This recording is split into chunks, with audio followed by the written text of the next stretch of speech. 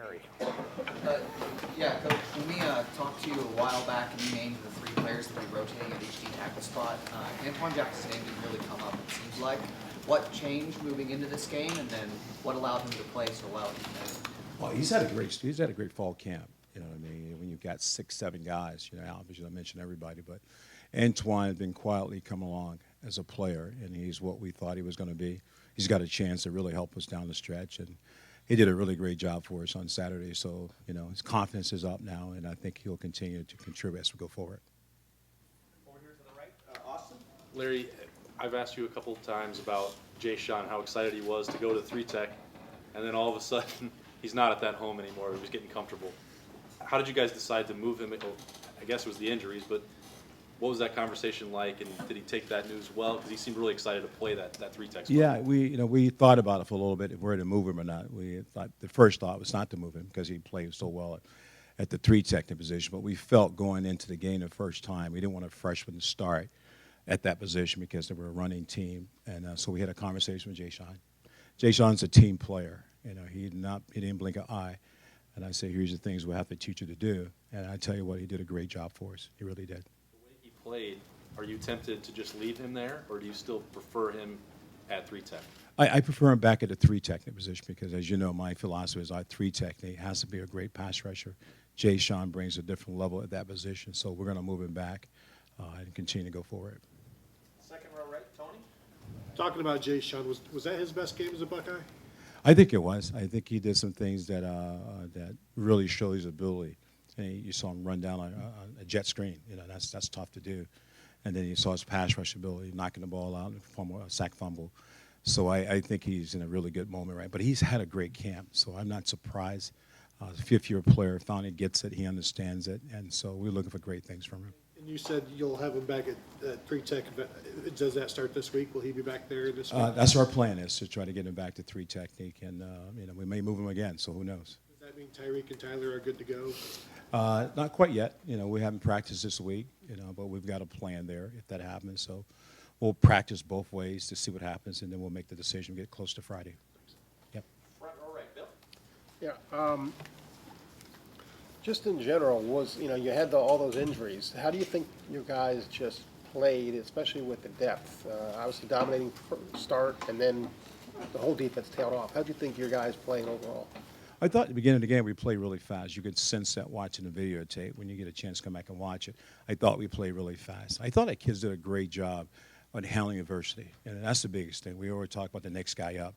You're one play away from playing 40 plays if you're a second-string guy, and I think that's the mantra in our room. So our kids kind of believe that. Our players believe that. And so it wasn't surprising that we were going to adjust and adapt and go forward, but it was really cool to see how well we played the first half. Javonte got a lot of snaps. What has impressed you about him? And how he's the kind of guy that's got to help us down the stretch. So I'm glad he played 30, 35 plays. Zach Harris played about the same amount of plays. So those guys, those are reps that they need to get going forward, because then our reps may be 15, 20 plays. We don't know yet, but I'm really happy where they're at right now. Front row right, Tim. Yeah, Larry, Chase Young seemed to play with ferocity and at times good patience, at least from my vantage point. What did you see out of him, and what have you seen out of him as a leader for the first 5-6 weeks preseason camp and now this season? I think his leadership skills has really been outstanding. I think he's mature as a player, which happens when you get to this level. His third year playing in the system. You learn how to mature, learn how to handle things better. He's done a great job of that. I thought he played really fast on Saturday. There's always room for improvement with Chase, but I think that it's first game, knock on wood, he stayed healthy, and I got a chance to do some really special stuff on the field. Yeah, special, when you look at Cincinnati on tape, what do they do up front that may be a little different than what Florida Atlantic did for you guys as you prepare for that game? What do you see that's different about Cincinnati? Oh, they're power football. I mean, they're really a Big Ten team. Really are. They run the football well. They have a really great scheme, great offensive coordinator. Offensive line is big. They're young, but they're big. Got some veteran guys there, and the quarterback and the running back is special. So we've got to stop the run first. We have an opportunity to chase the passer. Anything else for Coach? Anybody that I didn't see? Okay, third row left, Dan. Larry, you looked like you've got pretty much everybody in there on the defensive line that you could on Saturday. How important is that for you to continue to deploy that deep rotation and get all of those guys reps? Yeah, the key is that we want to be fresh, and so have opportunity to play guys, 8 or 9 guys, sometimes 10, down the stretch. You know, it's a long season. You never know what's going to happen. So those guys got those snaps now, can go in the game, not be the first time in the game. They've been in the game, played in a big game, and hopefully that'll help us. So we're going to continue to do that. I like to play fresh. I think that's the key to handling tempo offense or playing base defense or playing base offenses, is to make sure you rotate guys. Jerron Cage, Alex Williams, Noah Potter, some of the other guys that got in there. How did you feel about the way those guys performed? I played well. You know, first time, you know, Noah Potter going into the game, Alex went playing. So it's kind of cool to watch those guys play, and so we'll see how they grow from there.